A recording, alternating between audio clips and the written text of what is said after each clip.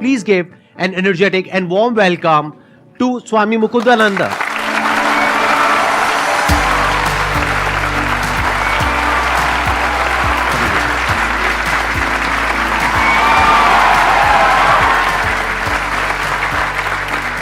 Please have a seat.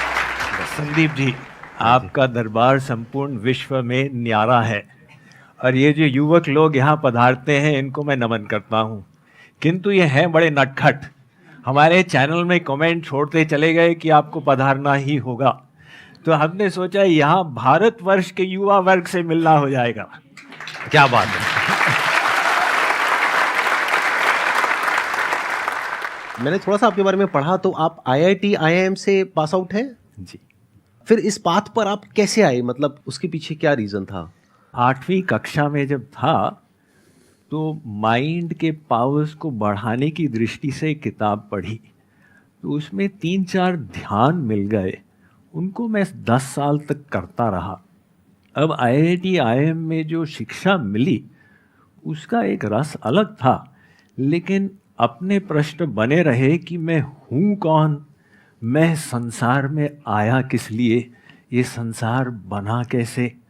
अब हमको science में लॉज पढ़ाए जा रहे थे, लेकिन लॉ मेकर कौन है उसका ज्ञान नहीं था। तो जब MBA शुरू किया, भगवत गीता का अध्ययन प्रारंभ कर दिया और वहाँ से सब प्रश्नों के उत्तर एक साथ मिल गए और मन लगा तो ऐसा रस मिलने लगा जो संसार में कभी मिला ही नहीं था। यदि संदीप जी की अनुमति हो तो इनको एक चुनौती दे दें। हाँ हाँ प्लीज। हमने सुना है कि संदीप जी के प्रेरणा से भारत का युवा वर्ग is on the move and they don't consider themselves second to anyone in the world, right? So आप सबकी सोच में गहराई कितनी है, आप जो पूछना चाहे पूछें। कोई आध्यात्मिक प्रश्न हो तो मजा आ जाएगा। गुरुजी, मेरा एक प्रश्न है, आप दोनों से ही है बेसिकली। जैसे हम कहते हैं शब्द है, क्या शब्द में अपने आप में कोई शक्ति है? देखिए, इसके उत्तर कई लेवल पर होते हैं। हम एक शब्द से अपने मन में कुछ एसोसिएट करते हैं। किसी ने आपको भगवान का नाम सुनाया, आपके मन में वो एसोसिएशन आ गया, तो वो केवल शब्द वाली बात नहीं थी, आपने उसका जो अर्थ निकाला, वो एक बात। और अगर हम गहराई में जाएंगे तो सब जो है भगवान की शक्ति है। आप किसी भी चीज़ में दिव्य भाव बना सकते हैं। भगवान के यहाँ कोई भाषावाद नहीं है। प्राधान्य इसमें अपने भाव का है, अपने मन की शुद्धि का है। आप जो शब्द बोलते हो वो एक हेल्पर है, एक सहायक है। आप चाहे उसका उच्चारण करो और चाहे तो न करो। कबीर जी ने लिखा है कि सुमिरन सुरत लगाए के, मनते कछु न बोल, बाहर के पट बंद कर भीतर के पट खोल। तो वो भी एक लेवल है। वर्ड्स में जैसे स्वामी जी ने एक्सप्लेन किया, बिल्कुल परफेक्टली उन्होंने एक्सप्लेन किया है कि words are symbolic of something and that thing is associated with some kind of a feeling. तो अगर वो फीलिंग आपको अच्छा फील करा रही है तो यू आर एट ईज, और अगर वो अच्छा फील नहीं करा रही है तो you are not at ease, जिसको हम दूसरे तरीके से भी बोल सकते हैं डिजीज, डिस ईज। तो उस वे में अगर समझा जाए तो वर्ड में बहुत पावर है। बट हाँ, अगर आप कुछ ऐसा सोच रहे हो कि कोई वर्ड है जिसमें कुछ सुपर नेचुरल है, कि अगर आप कुछ भी बोलते रहोगे तो कुछ हो जाएगा, तो ऐसा नहीं होता है।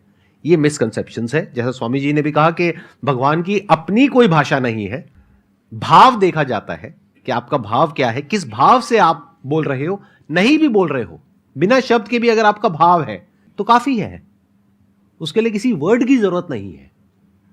तो words are just means to an end, जिसको साइलेंस कहते हैं। तो कई बार साइलेंस में जाने के लिए वर्ड्स की जरूरत होती है। Very good, very complete. मैं आपसे ये जानना चाहती हूँ कि अगर हम यंग एज में ही स्पिरिचुअलिटी की तरफ मूव करते हैं तो हम उससे लाइफ में एक्स्ट्रा क्या अचीव कर सकते हैं, या लाइफ कैसे और आसान बना सकते हैं? देखिए, हमारा वेद कहता है कि आपको जीवन में सफलता तक पहुंचने के लिए 2 विद्याएं सीखनी हैं। एक मटेरियल साइंस, जिससे आप बाहर के संसार को समझोगे और उसकी शक्तियों का उपयोग करोगे अपने शरीर की सुख सुविधा के लिए, और एक स्पिरिचुअल साइंस जिसके द्वारा आप अपने भीतर की मशीनरी को ठीक करोगे और दैवी गुणों को प्रकट करोगे। तो स्पिरिचुअलिटी ऐसे नहीं कि भाई अब बूढ़े हो गए तो हारे को हरि नाम। स्पिरिचुअलिटी आपको अभी इस समय क्या लाभ देगा, उसके 4 भाग हैं। पहला है self awareness skills. Who am I, what is my goal in life, what are my values. Spiritual knowledge से ये क्लियर हो जाएगा। दूसरी बात यूनिवर्सल अवेयरनेस स्किल्स, कि हम संसार से कटे हुए नहीं हैं, सब के सब इंटरकनेक्टेड हैं, और वो यूनिवर्सल लॉज कौन से हैं जो हमारे ऊपर अप्लाई होते हैं। तो यूनिवर्सल अवेयरनेस स्किल्स। और तीसरा सेल्फ मास्टरी स्किल्स। हमारा एक लोअर सेल्फ है जो कहता है आलस्य करो, भोग करो, और एक हायर सेल्फ है जो कहता है नहीं नहीं, कुछ हासिल करना है, कुछ उपलब्ध करना है। तो लोअर सेल्फ को हायर सेल्फ से कंट्रोल करना, ये स्किल हमको स्पिरिचुअलिटी से आती है। और चौथी है प्रोफेशनल मास्टरी स्किल्स। इसका मतलब क्या हुआ, जो आपका कैरियर है, प्रोफेशन है, उसका आप कैसे उपयोग करें कि लोगों के जीवन में एक डिफरेंस आए। To utilise your professional education in a meaningful manner, ये सब लाभ हमको स्पिरिचुअल नॉलेज से मिलता। जब तक आप खुद को नहीं जान लोगे अच्छे से, तब तक आप इस बात की गहराई को नहीं देख पाओगे जो अभी स्वामी जी ने कहा कि we are all interconnected and interdependent. जैसे ही ये बात हमको समझ आने लग जाती है तो आपके अंदर से एक अलग तरह की एनर्जी फ्लो करने लग जाती है। उसको आप बोल सकते हो इंक्लूसिव ग्रोथ, जिसमें सबको आप साथ लेकर के चलते हो। सिर्फ अपने फायदे के बारे में नहीं सोचते हो, सबके फायदे के बारे में सोचते हो। In other words, growth without spirituality is meaningless. It will lead to destruction of all kind. But अगर उसकी जो फाउंडेशन है वो स्पिरिचुअलिटी है, वो नींव हो गई, अब उसके ऊपर कितनी भी बड़ी बिल्डिंग खड़ी कर लो, कोई दिक्कत नहीं है, क्योंकि फाउंडेशन स्ट्रांग है। और ये जो लोग बोलते हैं कि हम बुढ़ापे में करेंगे, अब मान लो बुढ़ापा नहीं आया, कोई जीवन का तो भरोसा है। तो प्रहलाद ने कहा था, 5 साल का था ना, उसने कहा कौमार आचरेत प्राज्ञो धर्मान भागवता निह। ये जो आध्यात्मवाद है, इसका अभ्यास बाल्यावस्था से शुरू करो। और आध्यात्मिक दृष्टि से यंग कौन है, आत्मा तो सनातन है, इसलिए हमारी एक्चुअल एज जो है, हम सब के सब सनातन ही हैं। मेरा क्वेश्चन ये है कि जैसे संदीप सर के यहाँ पे आई थी वो स्वानी शाह, उन्होंने उनको आपने वो कर दिया था, बलफ कर दिया था एक तरीके से, जो विचार आपने अपना वो कर लिया था, थॉटलेस चले गए थे बिल्कुल। हाँ। तो उसमें थॉटलेस में मतलब विचार सुनने कैसे जाएं? देखिए, आप थॉटलेस के लिए ट्राई करते जाएंगे और कठिन काम है ना। ये मन जो है ये गतिशील है, और उसको थॉटलेस करना वो मन के स्वभाव के विपरीत, इसलिए संघर्ष पड़ेगा। असंभव नहीं है, लेकिन संघर्ष पड़ेगा। आप एक चीज़ ट्राई करें, हम मन को शुद्ध करें, बस इसको लक्ष्य बनाएं। जब शुद्ध हो जाएगा तो खराब विचार बंद हो जाएंगे, आपकी समस्या का तो समाधान हो जाएगा ना। तो वो शुद्ध कैसे किया जाए, आप मन को दिव्य दिशा में घुमा दें। एक साइकिल चला रहे हैं, अब वो साइकिल का आपने हैंडल दबाया तो इधर गिरेगा या इधर गिरेगा। तो ऐसे ही वो थॉटलेस स्टेट लाना एक बहुत ऊंची अवस्था है, और उससे आसान ये है कि आप उसको हैंडल को घुमा दो, तो आप माइंड को डिवाइन डायरेक्शन में घुमा दो, डिवाइन विचार लाओ, तो ऑटोमेटिक वो जो खराब विचार हैं वो समाप्त हो जाएंगे। पहले ये समझ लेते हैं थॉट क्या है। Thought is a word given to a thing.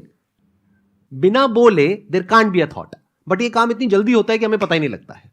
क्या किसी ऐसी चीज से रिलेटेड आपके मन में थॉट आ सकता है जिससे रिलेटेड कोई वर्ड ना पड़ा हो? तो अगर उस वर्ड को हम देखने लग जाएं तो माइंड थॉटलेस स्टेट में चला जाता है। एक बार मैं प्रैक्टिकली आपको डेमो देता हूं। थॉटलेस स्टेट में जाना है अभी के अभी, करें, कोशिश करें। आपको क्या करना है, अपने मन में जो मैं कहूंगा बोलने के लिए वो बोलना है। आंखें एक बार बंद कर लीजिए आप लोग। अब अपने मन में अपने आप को आप बोलिए, कि देखता हूं मैं अपने मन में अपने आप को क्या बोल रहा हूं या क्या बोल रही हूं, और देखना शुरू कर दो।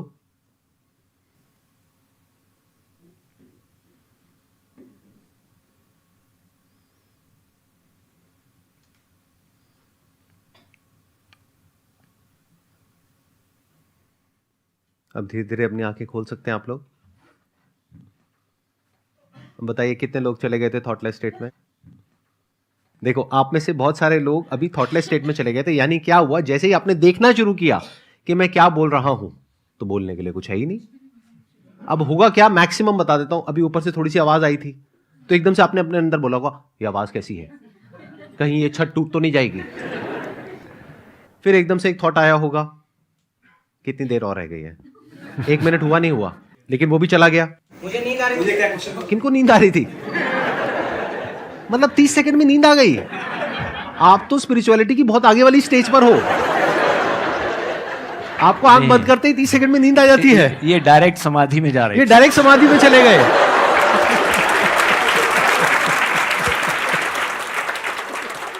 If you talk about controlling your thoughts, controlling your mind, or going in a thoughtless state, so first you need to understand deeply and properly what is mind.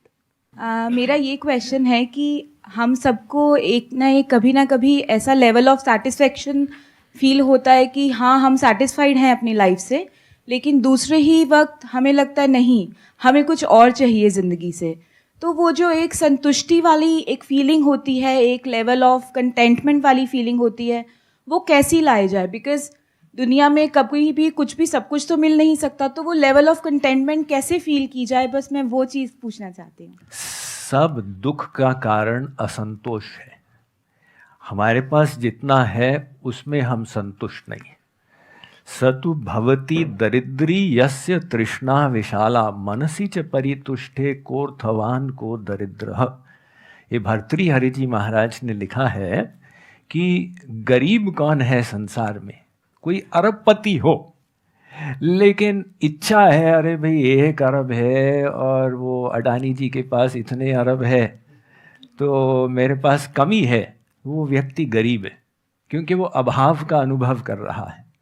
तो समस्या यही है, आप लोगों को सफलता मिली, शिक्षा मिली, सब कुछ मिला। हमारे भारतवर्ष में अधिकांश युवा वर्ग आपकी पोजीशन में आने के लिए लालायित रहेगा, लेकिन इतना मिलने के बाद भी मन में ये है अरे भाई मुझसे आगे तो वो है। तो वो ही विचार हमको दुखी करता है। अब इसके विपरीत हम जो ब्लेसिंग्स हैं जीवन में, उनको हम याद करें। भगवान ने 2 आंखें दी, 2 हाथ दिए, 2 पैर दिए, तो अपने हृदय को आभार से, ग्रैटिट्यूड से भर लेंगे। और दूसरी बात इसमें यह है कि एक साइड में असंतुष्ट होना अच्छा है, आध्यात्मिक दिशा में कभी संतोष न करें। अरे आज तक कुछ अध्ययन किया ही नहीं है और बहुत करना है। इसलिए कहा संतोषस् त्रिषु कर्तव्यः स्वदारे भोजने धने। 3 चीजों में संतुष्ट हो जाओ। अपने पति पत्नी में अगर जो गोबर गणेश मिला है, अरे ठीक है। अपने भोजन में, अपने धन में सदा मस्त रहो। और त्रिषु नैव च कर्तव्यः स्वाध्याये जप दानयो। अपने स्वाध्याय में, अपने जप में, अपने दान में कभी भी संतुष्टि मत करो, अभी और बहुत करना है। तो जो स्पिरिचुअल पाथ है उसमें साइमल्टेनियसली तृप्ति भी है और पुनः असंतुष्टि, फिर तृप्ति, फिर असंतुष्टि। ये डायनामिक तृप्ति होती है।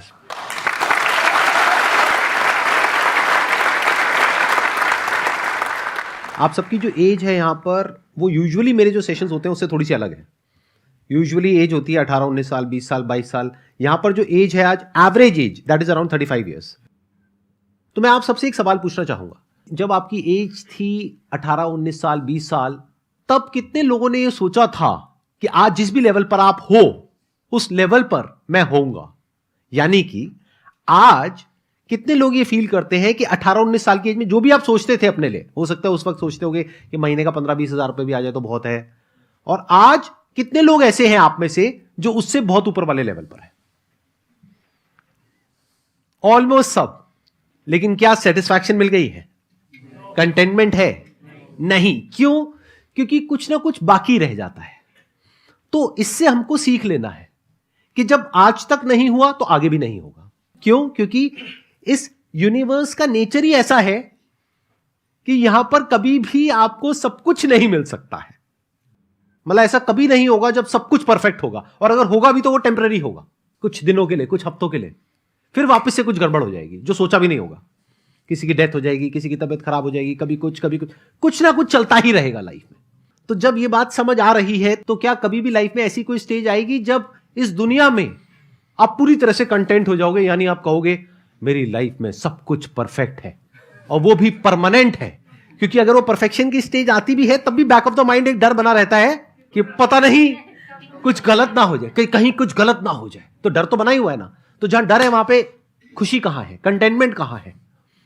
तो जब हमें ये बात समझ आ चुकी है बारीकी से इस एज ग्रुप में, तो अब हमें आगे अपना टाइम और खराब नहीं करना चाहिए। जो इस दुनिया में कर रहे हैं वो करते रहना है, साथ साथ में थोड़ा बहुत समझने की कोशिश करते हैं कि भगवत गीता में क्या लिखा हुआ है, वेदों में क्या लिखा हुआ है। इसमें हम थोड़ा सा एडिशन करें? हाँ प्लीज प्लीज। ये तो आपने बहुत सुंदर बताया है कि भाई उसमें हम समझे यहाँ कोई तृप्ति नहीं, और साथ ही साथ हम जो कुछ किए केवल आनंद के लिए किए। चाहे करियर था, चाहे विवाह था, चाहे बच्चे थे, अंतिम लक्ष्य यही था कि आनंद मिले। वो आनंद की इच्छा हमारे अंदर क्यों थी? वो आनंद की इच्छा आई कहाँ से? किसी ने तो हमको सिखाया नहीं कि तुम आनंद चाहो, ऐसा ना हो कि दुख के पीछे भागने लग जाओ। तो आनंद की इच्छा सबके अंदर एक जैसी है। वैसे शक्ल सबकी अलग अलग है, आवाज़ अलग अलग है, लेकिन इस मात्र में हम सब एक हैं। हम सब का एक नारा है, आनंद चाहिए। हमारा वेद कहता है आनंदो ब्रह्मेति व्यजानात्। वो जो ब्रह्म है वो आनंद सिंधु है। उस सिंधु के तुम बिंदु हो। जैसे आप पत्थर को ऊपर फेंकोगे तो नीचे आएगा, ऐसा नहीं कि वो ऊपर गिर जाए, वो नीचे ही गिरता है, क्योंकि वो पृथ्वी का अंश है, पृथ्वी उसको खींच रही है। तो आनंद की इच्छा हमारे अंदर हमको प्रेरित कर रही है दिव्य दिशा में कि तुमको जो सुख चाहिए वहीं पर मिलेगा। जितना भी संसार मिल जाए, आत्मा भीतर से कहती है अभी भी तृप्ति नहीं हुई। तो वो जो तृप्ति हमको चाहिए वो तभी मिलेगी जब हमारी आत्मा अपने अंतिम लक्ष्य तक पहुंच जाएगी। वेदांत की दृष्टि से अगर देखा जाए तो इसको नित्य अनित्य विवेक भी कहते हैं, जहां पर कि हमको ये क्लियरली पता हो कि लाइफ में क्या नित्य है और क्या अनित्य है। अनित्य मतलब टेम्पररी है। जैसे इस दुनिया से जो हमको सेटिस्फैक्शन मिलता है, प्लेजर मिलता है, खुशी मिलती है, वो सब क्या है? टेम्पररी है। ये बात हमको अभी तक समझ आई है या नहीं आई है? तो नित्य अनित्य मतलब क्या कि इस दुनिया में कुछ है जो टेम्पररी है, और इस दुनिया में ही यानी यहीं पर, अभी यहीं पर कुछ ऐसा भी है जो कि परमानेंट है, जिसको ब्रह्म कहा गया है। तो अगर हमारा ध्यान उसकी तरफ चला जाता है, या ये क्वेश्चन ही उठ जाता है कि क्या कुछ परमानेंट भी है इस यूनिवर्स में, या सब कुछ ही टेम्पररी है, और वो जो परमानेंट है क्या वो मुझसे दूर है, क्या वो मुझसे अलग है, या हो सकता है वो मैं ही हूं। तो अगर इस तरह के क्वेश्चंस हमारे अंदर उठने लग जाते हैं, जवाब की तो मैं अभी बात ही नहीं कर रहा, उठने लग जाते हैं, तो हमारी शुरुआत हो गई है स्पिरिचुअल पाथ पे चलने की। जैसे संदीप जी ने बताया है, ये विभिन्न उपाय हैं, कर्म योग, ज्ञान योग, हठ योग, भक्ति योग इत्यादि। हम सबके विभिन्न स्वभाव हैं, लेकिन लक्ष्य वो एक ही है। तो उस एक लक्ष्य को अपनाना यही अध्यात्म है।